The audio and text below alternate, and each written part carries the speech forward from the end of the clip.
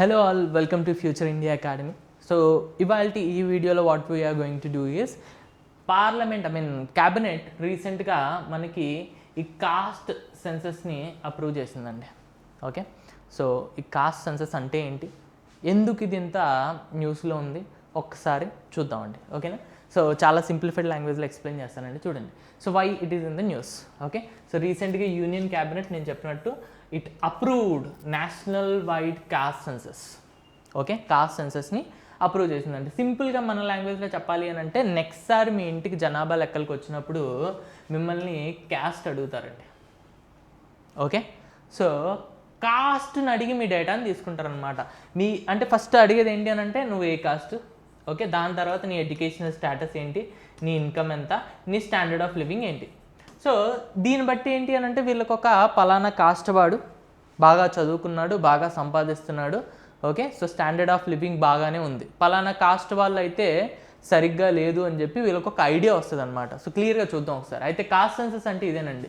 Cost census అంటే, caste census means counting people based on their caste. అంటే ఒక కాస్ట్లో ఎంతమంది ఉన్నారు, ఒక్కొక్కరు ఏం చదువుకున్నారు, how many people belong to which caste, their economic and educational conditions, అంటే లైక్ రిచ్చా పూరా, ఎడ్యుకేషనల్ స్టేటస్ ఏంటి, అండ్ ఏ ప్లేస్లో ఉంటారు, ఇవన్నీ details, where they are living, ఇవన్నీ డీటెయిల్స్ తీసుకుంటారండి. సో దట్ ఇప్పుడు ఎగ్జాంపుల్గా ఒక ఏ అనే క్యాస్ట్ ఉందనుకోండి, ఈ ఏ అనే క్యాస్ట్ గురించి మాట్లాడంగానే వెంటనే చెప్పేస్తారు, వీళ్ళు మోస్ట్లీ పలానా ఏరియాలో ఉంటారు, వీళ్ళు కొంచెం పూర్, వీళ్ళ ఎడ్యుకేషనల్ స్టేటస్ కూడా యావరేజ్, సో వీళ్ళు యాక్చువల్లీ రిజర్వేషన్కి ఎక్కువ అర్హులు అనే ఒక డెసిజన్కి వస్తారనమాట. అయితే ఇంతవరకు మనం ఎప్పుడు క్యాస్ట్ సెన్సస్ చేయలేదా అని అంటే, చేసామండి, కాకపోతే ఇప్పుడు కాదండి, ఒక 90 సంవత్సరాల క్రితం, అంటే 1931లో, అప్పటి నుంచి ఇప్పటి వరకు మనం కాస్ట్ సెన్సస్ అనేది చేయలే. 1931లో బ్రిటిష్ ఎరాలో మనం కాస్ట్ సెన్సస్ చేసాం. అయితే ఈ టైంలో మనం ఓసీ వాళ్ళని, ఓబీసీ వాళ్ళని, ఎస్సీ వాళ్ళని, ఎస్టీ వాళ్ళని, ప్రతి కాస్ట్ మనం ఆ టైంలో కాస్ట్కి ఎంతమంది ఉన్నారు అనేది లెక్కించామండి. దాని తర్వాత ఓన్లీ ఎస్సీ ఎస్టీ వాళ్ళని మాత్రమే క్యాల్కులేట్ చేయడం స్టార్ట్ చేసాం. అప్పుడు మనకు తెలిసింది ఏంటంటే, ఎస్సీ వాళ్ళు మొత్తం 15% ఉన్నారు, అందుకని వాళ్ళకి 15% రిజర్వేషన్ ఇద్దామని. అలానే ఎస్టీ వాళ్ళు 7.5% ఉన్నారు, సో వాళ్ళకి 7.5% రిజర్వేషన్ ఇద్దామనే ఐడియా మనకి ఎందుకు వచ్చింది అని అంటే, వాళ్ళ పాపులేషన్ని మనం సెన్సస్ని ఎస్సీ ఎస్టీ కాస్ట్ని బట్టి లెక్క చేస్తాం, వాళ్ళు అంత పర్సెంటేజ్ ఉన్నారని తెలిసింది, అప్పుడే మనం అంత రిజర్వేషన్ వాళ్ళకి ఇచ్చాం అనమాట.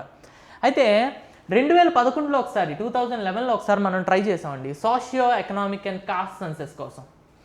ఓకే, అయితే అప్పుడు ఏమైంది అని అంటే, చాలా ఎర్రర్స్ ఎక్కువ ఉన్నాయి, అందుకని చెప్పి గవర్నమెంట్ ఆ డేటా పబ్లిష్ చేయలేదు. ఎగ్జాంపుల్గా ఎంటర్ చేసే ఎన్యూమరేటర్స్ ఉంటారు కదా, మీ ఇంటికి వచ్చి మీ దగ్గర డేటా కలెక్ట్ చేసే వాళ్ళు ఉంటారు కదా, వాళ్ళు ఏం చేశారని అంటే, ఎగ్జాంపుల్గా ఏదైనా ఒక క్యాస్ట్ ఉందండి, యాదవ్ అని ఉంది, ఒకరేమో యాదవ్ వైఏడిఏవి అని చెప్పి పెట్టారు, కొంతమంది ఏం చేశారంటే వైఏడిహెచ్ఏవి అని పెట్టారు, కొంతమంది వైఈడిఏవి అని పెట్టారు. సో ఒకే క్యాస్ట్ని వీళ్ళు 15-16 టైప్స్ కింద ఎంటర్ చేశారనమాట. సో దట్ డేటాలో ఎక్కువ ఎర్రర్స్ ఉన్నాయి అండ్ గవర్నమెంట్కి బుర్ర పాడైపోయింది అనమాట. సో ఇన్ని ఎర్రర్స్ మధ్యలో ఆ డేటాని ఇప్పటివరకు రిలీజ్ చేయలే. అయితే అప్పటి నుంచి పొలిటికల్ పార్టీస్ కానీ, స్టేట్లు కానీ, ప్రతి ఒక్కరు డిమాండ్ చేస్తున్నారండి that we need census based on caste అని. ఓకే, అందుకని చెప్పి ఈ డెసిజన్ తీసుకోవడం జరిగిందండి. So it's been almost 90 years తర్వాత ఈసారి మనం 2025, 2026లో కాస్ట్ బేస్ మీద సెన్సస్ అనేది క్యాలిక్యులేట్ చేయబోతున్నాం, అందుకని ఇది చాలా ఇంపార్టెంట్. అయితే చూడండి, ఇప్పుడు గవర్నమెంట్ ఇది ఎందుకు చేస్తుంది అని అంటే, ఆల్రెడీ నేను చెప్పాను, అప్పటి నుంచి స్టేట్స్ కానీ, పొలిటికల్ పార్టీస్ కానీ, they are continuously demanding. Second one social justice. అయితే సోషల్ జస్టిస్ ఏంటి అని అంటే, ఇప్పుడు 15% మంది ఎస్సీ వాళ్ళు ఉన్నారు, వాళ్ళకి 15% రిజర్వేషన్ ఇస్తున్నారు, ఓకే ఫైన్. 7.5% ఎస్టీ వాళ్ళు ఉన్నారు, వాళ్ళకి 7.5% రిజర్వేషన్ ఇస్తున్నారు, ఓకే ఫైన్. బట్ ఓబీసీ వాళ్ళు మీకు దగ్గర ఎంతమంది ఉన్నారో కూడా తెలియకుండా వాళ్ళకి ఏదో యావరేజ్గా మీరు 27% రిజర్వేషన్ ఇస్తున్నారు. అయితే ఈ ఓబీసీలు ఏ క్యాస్ట్లు వస్తాయి కూడా మీకు తెలియదు. ఎలా తెలుస్తుంది మీకు?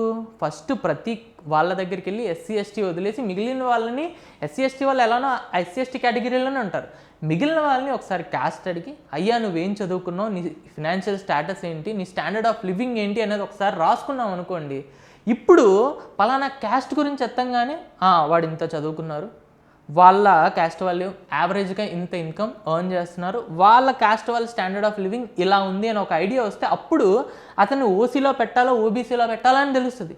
ఇప్పుడు ఓబీసీలో ఉన్న చాలామంది చాలా రిచ్ అండి క్యాస్ట్ వాళ్ళు, అలానే ఓసీలో ఉన్న క్యాస్ట్ వాళ్ళు చాలామంది పూర్. సో వీళ్ళని ఇటువైపు తీసుకురావాలి, వీళ్ళని అటువైపు తీసుకెళ్ళాలి అంటే ఖచ్చితంగా క్యాస్ట్ సెన్సస్ అనేది జరిగి తీరాలి. అయితే this helps identify which caste are still poor. చెప్పాను కదా, ఓసీలో ఉన్నా కూడా చాలా క్యాస్ట్లు పూర్ ఉన్నాయి. అలాంటి వాటిని ఐడెంటిఫై చేసి వాళ్ళు యాక్చువల్గా రిజర్వేషన్ కావాలి, సో వాళ్ళని మనం తీసుకున్న ఓబీసీలో కలపాలి. సో ఇవన్నీ జరగాలి అని అంటే క్యాస్ట్ సెన్సస్ అనేది ఇంపార్టెంట్. అయితే what will be the process చెప్పాను కదా, కాస్ట్ క్వశ్చన్స్ అనేవి అడుగుతారండి. ఎన్యూమరేటర్స్ మీ ఇంటి దగ్గరికి వస్తారు. ఎన్యూమరేటర్స్ అంటే మీ డేటా తీసుకునే వాళ్ళు, జనాభా లెక్కలు లెక్కించే వాళ్ళు. ఓకే, సో వీళ్ళు కాస్ట్ బేస్ మీద సబ్ కాస్ట్ కనుక్కుంటారు అండ్ మీ సోషియో ఎకనామిక్ స్టేటస్ కనుక్కుంటారు. ఇప్పుడు ప్రతి క్యాస్ట్ని, ఏ కాస్ట్ ఇది అన్నిటి విధాలుగా బాగానే ఉంది, బి క్యాస్ట్ కొంచెం యావరేజ్గా ఉంది, సి క్యాస్ట్ బిలో యావరేజ్గా ఉంది. సో ఇలా క్యాల్కులేట్ చేస్తారు, కాస్ట్ని బట్టి డేటాని క్యాల్కులేట్ చేస్తారనమాట. So after collecting the data will be analysed, verified and then published publicly. So once calculate చేసిన తర్వాత ఒకసారి అనలైజ్ చేసి దాన్ని పబ్లిక్గా పబ్లిష్ చేస్తారనమాట. అప్పుడు జనాలకి తెలుస్తుంది ఏ క్యాస్ట్ వాళ్ళు నిజంగా డబ్బులు సంపాదిస్తున్నారు, ఆర్థికంగా మంచి స్థాయిలో ఉన్నారు, ఏ క్యాస్ట్ వాళ్ళు నిజంగానే పూర్ అండ్ ఎవరికైతే నిజంగానే రిజర్వేషన్ కావాలి అని చెప్పి పబ్లిక్కే అప్పుడు డెసిజన్ ఇస్తుందండి. అందుకని ఈ క్యాస్ట్ సెన్సస్ అనేది చాలా అవసరం. అయితే ఆఫ్టర్ మ్యాథ్ ఈ క్యాస్ట్ సెన్సస్ జరిగిన తర్వాత ఏం జరుగుతుంది అంటే change in reservation policy. Okay, ఇప్పుడు 15% ఎస్సీ వాళ్ళు ఉన్నారు కాబట్టి 15% రిజర్వేషన్ ఇస్తున్నారు, చాలా న్యాయంగా ఉంది.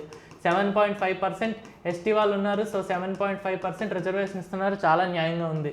ఓబీసీ వాళ్ళు ఎంత ఉన్నారో తెలియదు, మీరు వాళ్ళకి 27% ఇస్తున్నారు. ఇప్పుడు రేపు మన క్యాస్ట్ సెన్సస్ తర్వాత ఖచ్చితంగా ఓబీసీ వాళ్ళు ఎంతమంది ఉన్నారో తెలిసిపోతుంది. సో వాళ్ళని బట్టి వాళ్ళ పర్సంటేజ్ అనేది డిసైడ్ చేయాలి.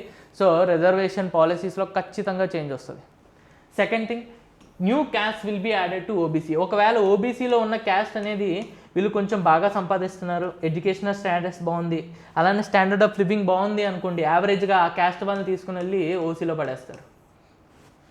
అలానే ఓసీలో ఎవరైనా ఒక క్యాస్ట్ ఉంది, అన్నిటిలో కూడా పూర్గా ఉంది, సో దాన్ని తీసుకుని వచ్చి ఓబీసీలో పడేస్తారు. జనరల్గా ఎస్సీ ఎస్టీ లిస్ట్ని అయితే వీళ్ళు టచ్ చేయరండి.